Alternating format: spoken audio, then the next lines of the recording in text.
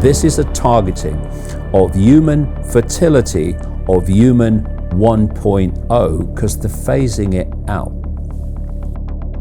This is a simulation. And the limits of the simulation at this level of it is the speed of light.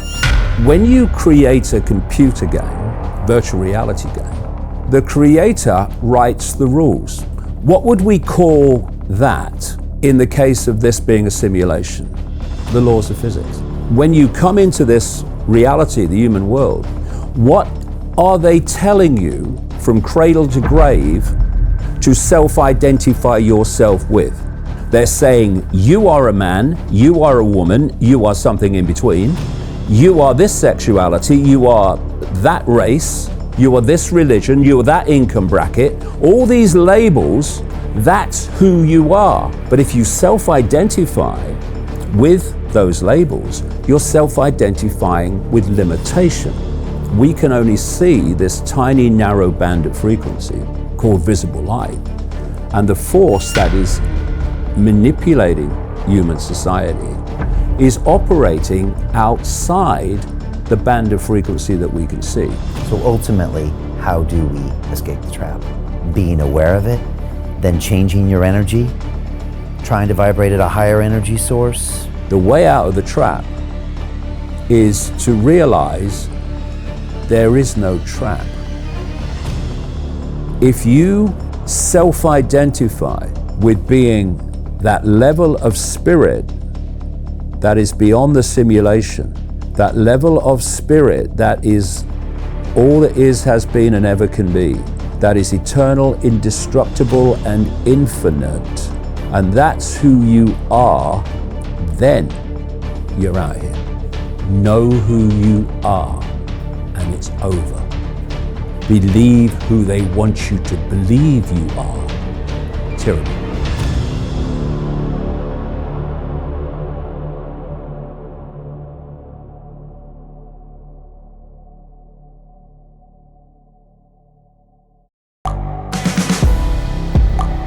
The world is changing. Inspiration is everywhere. It has never been so easy to connect, share, and bring people together. We're learning from others and finding the best in ourselves. Challenging our beliefs. Sharing our vulnerability. Overcoming our fears. Transforming ourselves so we can transform the world. How far can we go? This is London Real. I am Brian Rose. My guest today is...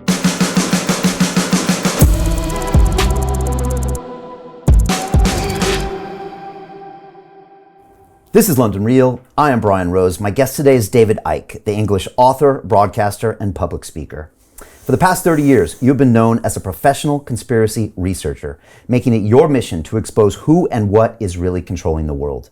You are the author of over 20 books and have lectured in over 25 countries, speaking live for up to 10 hours to tens of thousands of people, delivering incredibly accurate predictions to captivated audiences from all walks of life. Your research into prominent political figures, influential family bloodlines, global events, and the pandemic has received widespread criticism from the mainstream media. But in turn, you have fostered a legion of fans who have grown tired of the government cover-ups, big tech censorship, and the global manipulation efforts that have become an increasing presence in our everyday lives.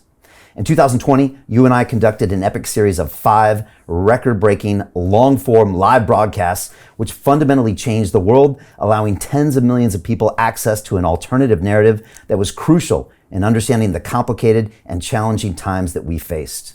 Your latest book, The Trap, explores the anti-human agenda that is being orchestrated by a force beyond our reasonable perception, a force that has been manipulating and controlling world events in what can best be described as a virtual reality computer game. As I've said before, David, while I don't agree with everything you say, I will defend to the death your right to say it. I'm excited for this conversation today, the 10th in our long history, and as usual, I'll be amazed if we make it through this broadcast without being blocked, banned, censored, and deleted once again. David, welcome back to London Real. Thank you, Brian. It's great to have you here. I want to start by reminding everybody that we are streaming live on our Digital Freedom platform, which is a censorship-free, independent broadcasting system built in 2020 that's of the people, by the people, for the people, and available exclusively on our website at freedomplatform.tv.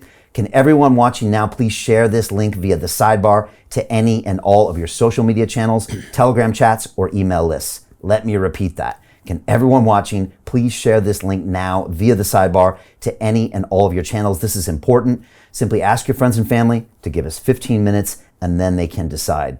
During our 5 conversations in 2020, nearly 75% of our viewers came from sharing this episode link peer-to-peer. So please share this now to all of your contacts and your platforms. David, I pledge to you and everyone watching this that none of this conversation will be edited, censored, removed, or banned, and that anyone in the world can watch the full version of this episode free at freedomplatform.tv. Now, David, the time has come. Let us begin. What is the trap? Well, I started out 32 years ago, not knowing where it was going. And the first few years were about how the people that appear to be running the world are not. And actually there's another force behind them that's driving the direction of human society. And from about 96 onwards, as I traveled around America, first of all, I started coming into the understanding that behind that network, which we can talk about and how it works, that's behind the direction of human society and has taken us to where we are now, is a non-human force. And then from about, just after the turn of the millennium, I got intuitively, so strongly and powerfully, this is a simulation. And the limits of the simulation at this level of it is the speed of light. So the speed of light is not the fastest speed possible. That's a joke. But it's the fastest speed perceivable, if you like, in this level of the simulation. Imagine a virtual reality holographic computer game. In the spring of 2021, an article appeared in Scientific American, a mainstream scientific magazine, written by an academic scientist, saying that he had concluded that we live in a simulation and the limit of the simulation is the speed of light. And he related the speed of light, quite rightly, I would say, to processing speed. As I've been saying over the years, when you create a computer game, virtual reality game, the creator writes the rules of the game, the limits, what can happen, what can't happen, how things work. Press enter. What would we call that in the case of this being a simulation? We would call that the laws of physics. The laws of physics. The laws of physics are the rules of the game written into the simulation. And this academic scientist in Scientific American, 20-odd years later, made that point and said that although the creator can write the rules, the laws of physics, he's always still going to be limited by the processing speed that's possible, which he related, like I say, quite rightly to the speed of light. So by the time I came around to writing The Trap, I had put together how the world is controlled and directed at this level, the world of the scene. I put together how that level, what I call the global cult, is actually being driven by a non-human force that we can't see for reasons that are very, very simple to explain. And then I'm looking at the fact that this is a simulation. And as I started writing The Trap, a sequence began again, which I have experienced so many times since 1990. A subject will come into my life out of nowhere, like the simulation did. And then suddenly information starts coming to me synchronistically from multiple sources about that subject. And because I've experienced it so often, and what I've gleaned from that process has turned out, with the passage of what we call time, to be so accurate, then I'm obviously aware of here we go again. And what was coming to me while I was writing the book from various sources is that this simulation doesn't end, is not confined to the world of the seen. And I should say that in that period between me saying and writing in the early, just after the turn of the millennium, that this is a simulation and the speed of light is the limit, increasing, and I mean increasing numbers of mainstream scientists have come out and said, it does look like we live in a simulation, because if you take the simulation and all that entails, then it's the only thing really that answers the great mysteries that otherwise can't be answered.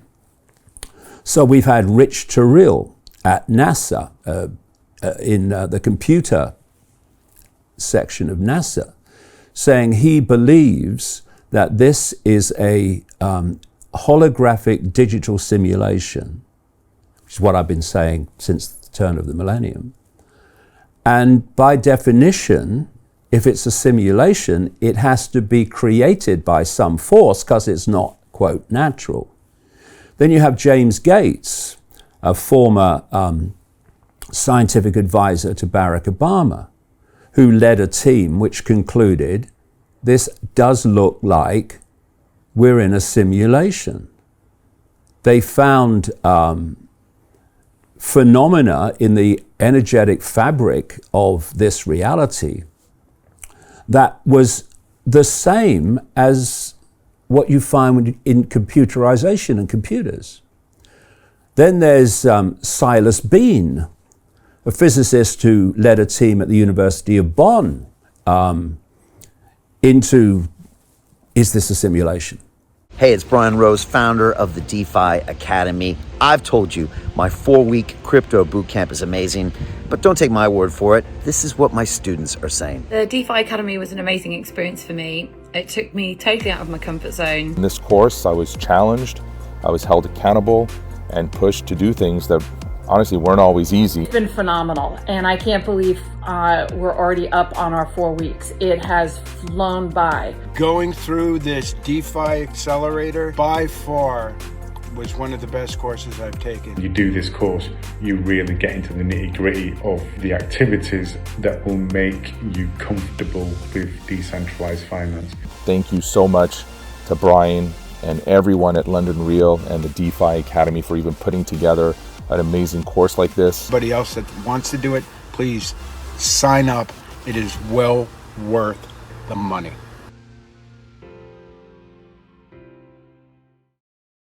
And they concluded it almost certainly was, and was probably, in their view, based on a matrix of cubes, a cube-like construct. So when I was writing The Trap, obviously what I'm doing all the time is I'm pushing the cutting edge and I'm pushing the limits, because I've always worked, Brian, on the principle expressed, it's said, by Socrates in ancient Greece: wisdom is knowing how little we know. So if we come to why we can't see this non-human force,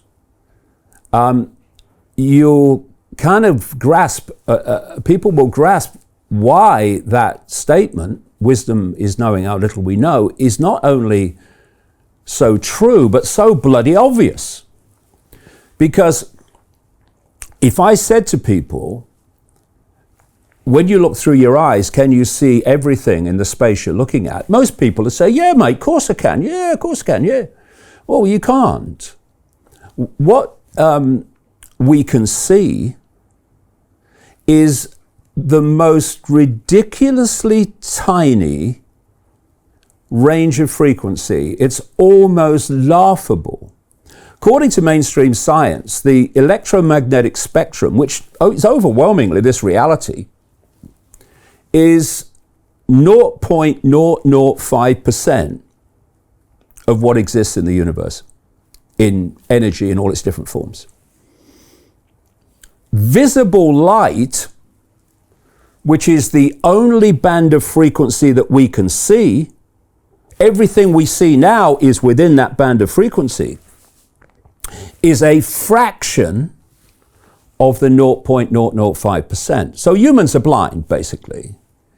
And so what we're being asked to believe, going back to Socrates, is that we can glean an understanding of what we need to understand by just looking within that tiny band of frequency, visible light, that we call the human world, the material world of the seen.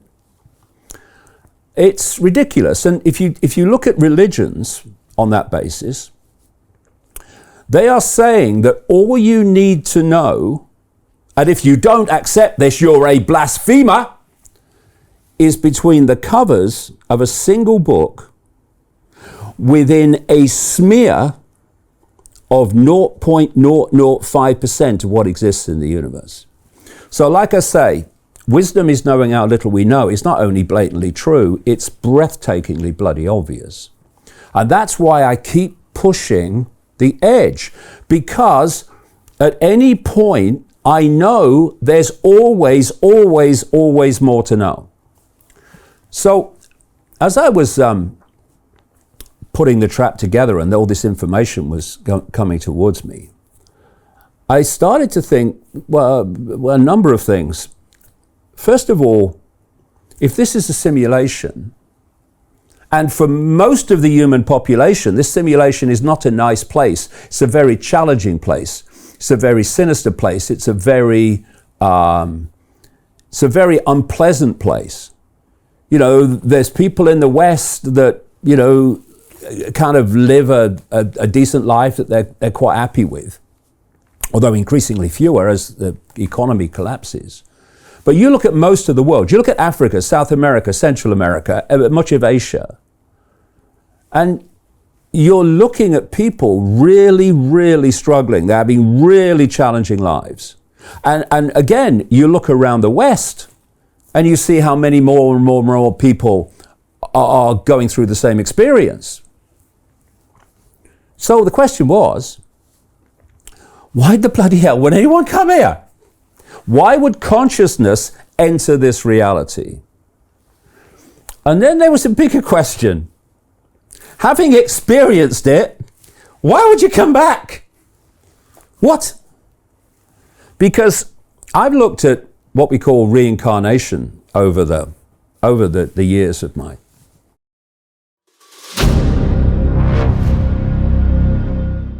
I'm looking for partners, collaborators, colleagues who want to join forces with me around the globe and create real value, generational wealth, and financial freedom for everyone else around the world. Get involved in the cryptocurrency markets, get involved in the NFT markets. This is your moment. Life all comes down to a few moments. Don't let this pass. Now it's not too late. Next year's going to be too late. Ultimately, this is about freedom. That's the way I see it. This is about giving power back to the people and enabling billions of people worldwide to use the financial markets to improve their lives and those of their friends and their families and their communities. Honestly, I think it's a violation of human rights not to allow people basic access to financial services. Because right now people are being kept in the dark, they're being robbed of education, and it's a travesty. And so I'm looking for people that want to join me and be a part of this solution. And that all happens inside the DeFi Academy. The gains my students are making are absolutely amazing. Double, triple digit gains in the first month alone. That's amazing. This will change your life. Now is the time to get involved. I'm going to tell you exactly how my students in my academy made money in the last 30 days. I'm talking about real trading results. And let me just whet your appetite a little bit. Let me hit you with some numbers. I'm talking Brendan from New Zealand is up 68.77% on the month. Steve from Europe up 83%. Albert in Singapore up 169.9% on one single trade. I got Susan up 153% on her call options alone, also rocking 139% returns and 442% returns as well on individual trades. These are people that are changing their financial future in the last 30 days, but it's based on trading discipline. I've graduated over 500 students from inside my academy from over 54 countries around the world. It's amazing. When it comes to crypto, DeFi, and blockchain, we love this space. We truly believe it's the future. This is down to our core. It's authentic to what we're doing, and everybody can tell through the camera because you can't make this stuff up. If you're watching me now, wherever you are, I implore you, take 60 seconds right now and join my academy. Apply today. Now you've got a chance. Life all comes down to a few moments. What are you going to do? What's the choice that you're going to make?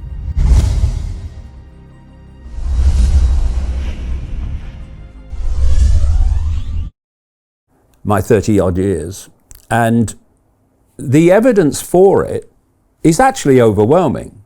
If you look at the experiences of near-death experiences and you look at the amazing, massive number of stories of little children describing their previous lives before their head shuts down.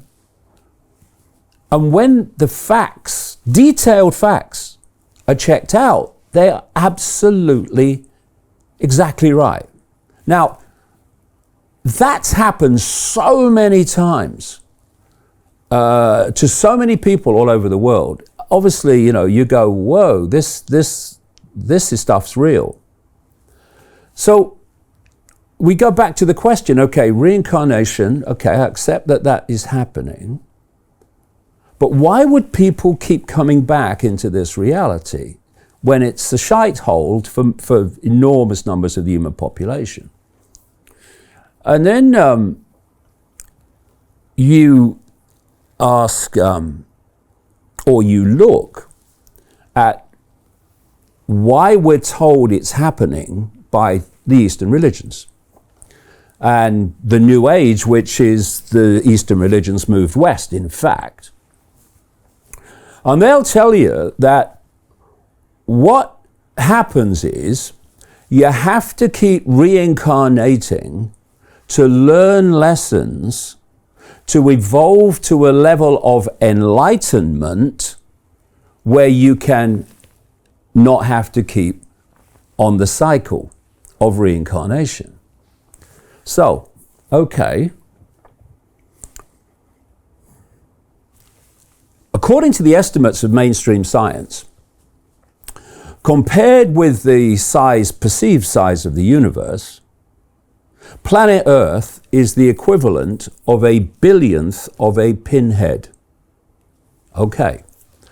So I'm being asked to believe here that you have to keep reincarnating onto, even in this one universe, never mind all the other realities, you have to keep incarnating onto this billionth of a pinhead to learn the lessons to not have to do it. What? And then, why, if you're learning lessons and building on previous lessons to reach enlightenment, why do you forget the lessons you're supposed to have already learned when you come here and you start with a blank sheet of paper again? It makes no sense. It's frankly ridiculous from my perspective. But I also have become convinced from the evidence I've seen over 32 years that reincarnation is real. So what the hell is going on? Well, how about this simulation is not confined to this level that we call the human world, but there are other levels of it which we call the spirit world. And what if, when people leave the body, if they are not at a state of awareness, what the Eastern religions would call enlightenment, to be vibrating to a frequency which comes from your perceptional state, to get out of the frequency bubble that this simulation is on all its different levels. Well, how about you just go back into the cycle and you keep recycling, not actually onto a billionth of a pinhead, but from one, although it just appears like that, but you're actually reincarnating from other levels of the simulation into this level of the simulation, and it just goes on and on and on. And what if, just as people are bewildered by what the hell this world is and what's happening, that when you leave the body, if you've not reached a certain level of awareness of what the hell's going on, which is what the book's all about, then you're bewildered in another way, and you believe, just as you believe you're here for this reason, that reason, or you're here to learn lessons or whatever you believe, outside of this, still in the simulation, you believe that you have to keep coming back here to learn lessons to get out of the cycle. And it was interesting to me that when you look at ancient cultures and cultural beliefs, they do believe in this cycler movement in and out of this reality. And there's a very old esoteric concept of what they call the ring pass knot. The ring pass knot is perceived to be a limit, you could symbolize it as the outer rim of a bubble, that if you're not in a certain vibrational state, i.e. state of awareness, which is why they relate enlightenment to getting out of here, then you can't get through the ring pass knot. Other beliefs and religious beliefs talk about the Ouroboros, which is the snake eating its own tail, which is symbolic of this limit, this ring pass knot.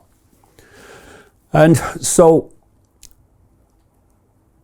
it becomes clear to me that the trap is much bigger than just the manipulation of this reality that we call the human world. It goes beyond that, well beyond that. So you come into this world to learn lessons, but what happens?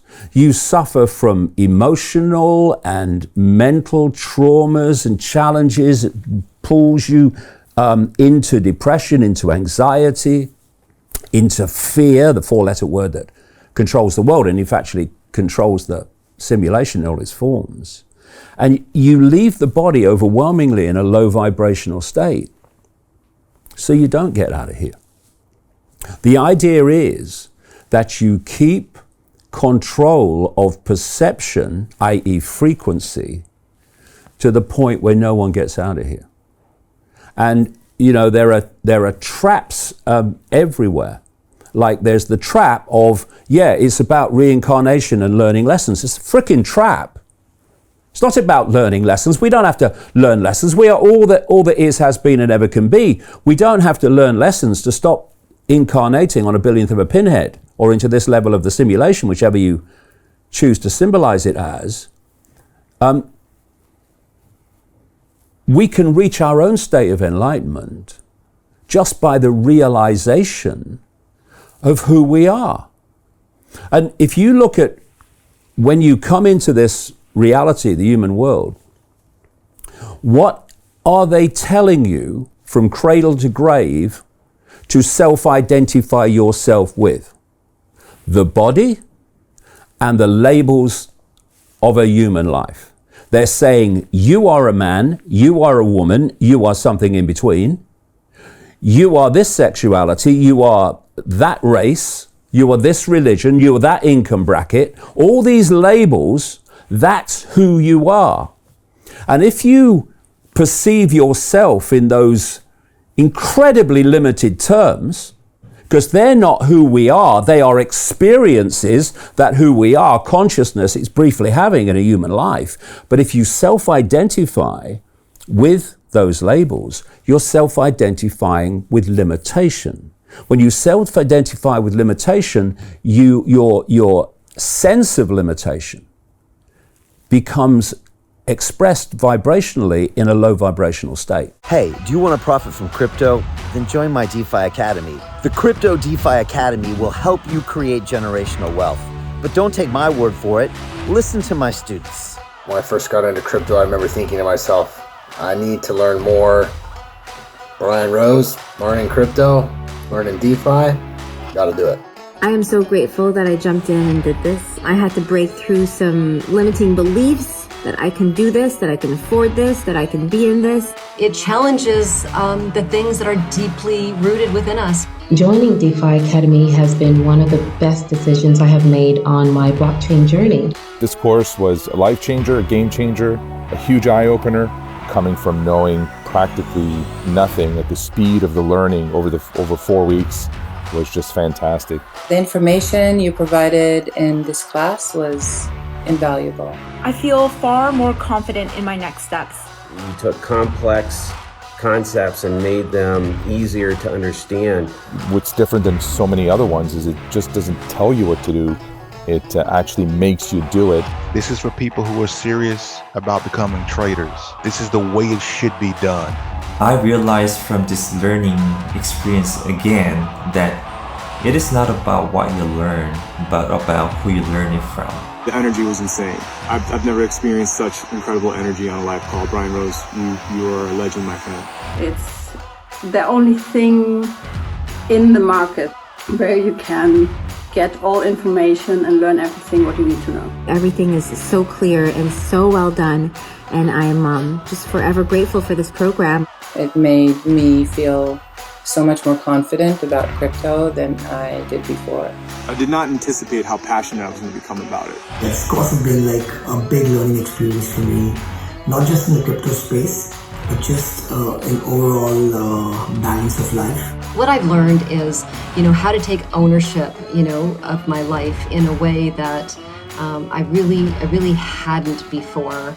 Yeah, you can't put a price on that, really. I would recommend it to anybody, top notch. Excellence does not come cheap.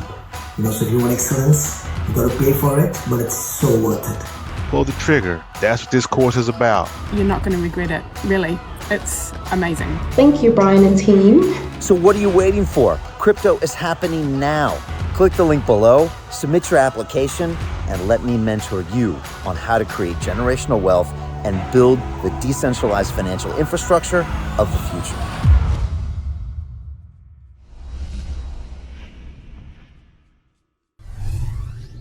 Which means when you leave this reality, this human reality, you're in a vibrational state that stays in the cycle, round and round and round it goes.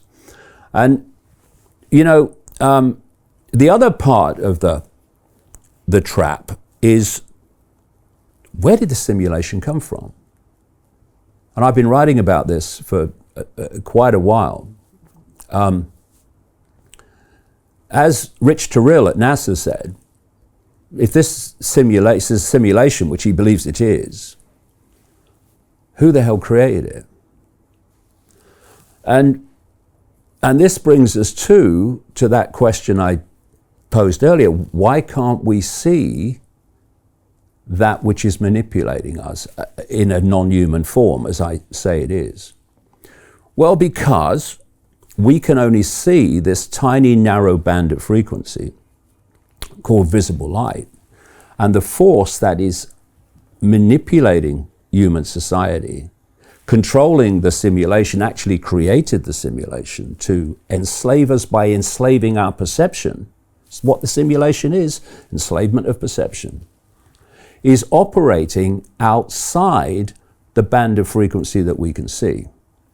And if we call this reality the third dimension, keep it simple, and higher or another level of frequency high enough for us not to be able to see it.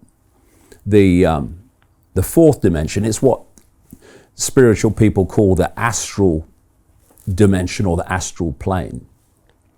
When people talk about astral traveling, it's actually traveling with the mind, because the fourth dimension, the astral dimension, is the dimension of mind.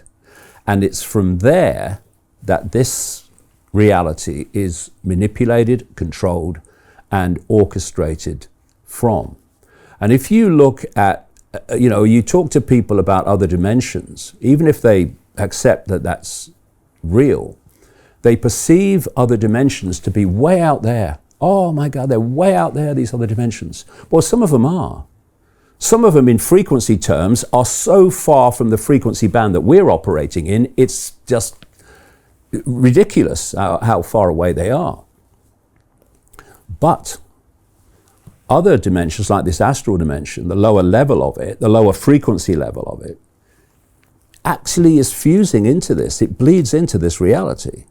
And if you look at how they describe the lower levels of the astral plane, the fourth dimension, what they call the lower astral, and you talk to people in different ancient cultures, you talk to people in the spiritual movements of today, they'll say that's the place where the demons are. That's the place where the demonic consciousness is. That's where the darkness is, as they would call it. And I've been looking at this over the years, over the decades. And then you ask, when these people do their satanic rituals, and these major players in this global cult, they're big time into Satanism, been writing about this in detail for a long time. And then you look back and to the ancients who were sacrificing people to the gods. And then you look at the Greek gods, Zeus and all the others. Then you look at the New Age concept of the Great White Brotherhood, which is a hierarchy of basically master souls. And you look at that from a one step back point of view, and you see they're all talking about the same thing. So who are these gods that people worship? Who are these gods they make sacrifices to? They are the demonic consciousness in all its different forms in the lower level of this astral dimension, which in frequency terms is so close to this one, but not close enough for us to see it. And so when they're making sacrifices to the gods, they are, and they're doing their rituals to the gods, they are interacting with this non-human level in the lower astral, which is ultimately orchestrating the simulation and orchestrating human society. So if we go back to the global cult, the global cult can be symbolized, and I'm talking about that operates in the world of the seen, and its impact becoming more and more obvious, not least since the COVID hoax was played. You can symbolize it very accurately as like a spider's web. Think of a spider's web around the planet. And in the center of the spider's web is the spider. Now, ultimately, that spider are these lower fourth dimensional, lower astral, quote, gods, actually, bunch of prats. And the strands in the web immediately around the spider are the most exclusive secret societies. They will have the biggest picture of all the secret societies of what the hell's going on and what's behind it. So they will be directly interacting with these gods. Without knowing they're gods. Oh no, they know what they're doing. Know. Okay. Yeah, but I'll come to that too, because so a few thousand people know they're gods. Yeah, maybe less. Those gods, quote gods in this lower astral, they also impact upon this reality through certain people. The whole process of possession goes back to the ancient world. They've been talking about possession since the ancient world. I've seen possessed people. I've seen them. I've seen what happens to them. They are completely taken over by another consciousness, another state of awareness. And if they're taken over by this demonic consciousness, and I've seen it, then you see a totally transformed person. So a lot of the people that have become now more and more well known for their manipulation of human society, they are actually just vehicles for these lower astral, quote, gods. So you have the spider, you have the web, and each strand in the web is a secret society, a semi-secret group, or a government agency, Silicon Valley, World Health Organization in the world of the seen. So you've got the agenda for humanity being driven by this non-human force. You've got then the web within our reality that its job is to make that agenda happen. So immediately around the spider, you've got the exclusive secret society. It's the most exclusive. Then you're coming out from the spider and you're hitting the secret societies we do know about. The Freemasons, the real inner core, not Bill and Joe down the local lodge. You're looking at the Knights Templar, the Knights of Malta, Opus Dei, the inner core of the Jesuit order. There's the Skull and Bones Society in America. They're legion. And we know they exist, unlike the ones immediately around the spider, but we don't know ultimately what they're doing. You know, if you don't research it anyway, the population doesn't know. And then you come to a point on the web as you come out, which I call the cusp. And this is the point where the hidden part of the web, the secret society part of the web, meets the seen. And at that cusp, you've got organizations like the Bilderberg Group, the Council on Foreign Relations in America, the Trilateral Commission, the Club of Rome that was created in 1968 to specifically exploit the environment and environmental concerns to justify the centralization of global power. This whole global warming stuff has come out of that. And also at this cusp, you have this explosion now of think tanks and non-governmental organizations, many of which are funded by people like Soros. And their job is to take the agenda coming out from the hidden and to play it out in the seen through governments, government agencies, the banking system, corporations, Silicon Valley, the World Health Organization, the big pharma cartel, etc. And if you don't realize that this global cult web exists, then everything seems random. Organizations seem random. They don't seem connected. Situations seem random. They don't seem connected. They're dots. They're not connected dots, which is very simple the more you know to connect them. But the point is that this web means that at the inner core of the World Health Organization, it connects into the web. At the inner core of the Silicon Valley corporations, it connects into the web. At the inner core of the big pharma cartel, it connects into the web. At the inner core of the regulators who's supposed to protect us from big pharma, like the CDC and the FDA in America, and the MHRA in Britain, they connect into the web. So suddenly the world looks different. When the COVID hoax narrative was played out, if you remember, Silicon Valley corporations said almost immediately, your YouTubes and your, well, I know about that, and your Facebooks, we are going to censor people that question the... To continue watching the rest of the episode for free, visit our website londonreal.tv or click the link in the description below.